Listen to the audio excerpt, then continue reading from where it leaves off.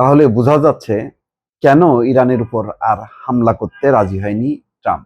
Iran পরিকল্পনা করেছিল, যদি ইরানের বিদ্যুৎ কেন্দ্রে বা তেল শোধনাগার কেন্দ্রে আঘাত হানা হয়, তাহলে পুরো উপসাগরীয় অঞ্চল অর্থাৎ পুরো মধ্যপ্রাচ্য অন্ধকারে ডুবে যাবে। ব্ল্যাকআউট, সোজা কথা ব্ল্যাকআউট হবে, অন্ধকারে ডুবে থাকবে সৌদি আরব, কুয়েত, কাতার, ওমান সহ বিভিন্ন দেশ। ফলে পুরো পরিস্থিতি ঘুরে যায়। এই খবর সম্প্রতি প্রকাশিত হয়েছে, এএফপি এই খবর জানিয়েছে যে ইরান সম্প্রতি উপসাগরীয় দেশগুলোতে হামলার হুমকি অনেক বেশি জোরালো হয়েছিল। আপনাদের মনে আছে নিশ্চয়ই যে আরো বড় আকারে হামলার একটা পরিকল্পনা করা হয়েছিল। পরে খবরে এসছে যে সৌদি যুবরাজ সালমান অনুরোধ করেছে ট্রাম্পকে যে এই হামলা না করার জন্য।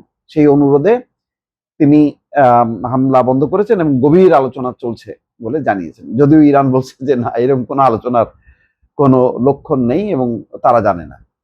যাই হোক, এখন বোঝা যাচ্ছে যে ইরানকে ক্ষতি করতে যে ইরানের যে ক্ষতি হবে তার বিনিময়ে পুরো অঞ্চল অন্ধকারে ডুবে যাবে, বিদ্যুৎবিহীন হবে, এই ঝুঁকিটা মধ্যপ্রাচ্যের কোনো দেশ নিতে রাজি হয়নি।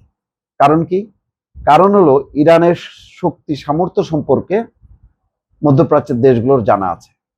ইরান একা না, ইরানের পেছনে চালিকা শক্তি বিশ্বের ক্ষমতাধর দুটি বড় শক্তি, একটা চীন আর একটা হচ্ছে রাশিয়া।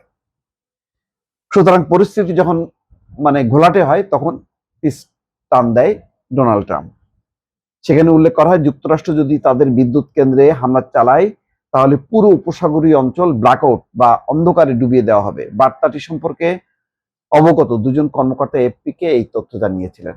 বার্তাটিতে ব্ল্যাকআউট বলতে উপসাগরীয় অঞ্চলে বিদ্যুৎ সরবরাহ এবং জ্বালানি অবকাঠামো অচল করে দেওয়ার কথা বোঝানো হয়েছে।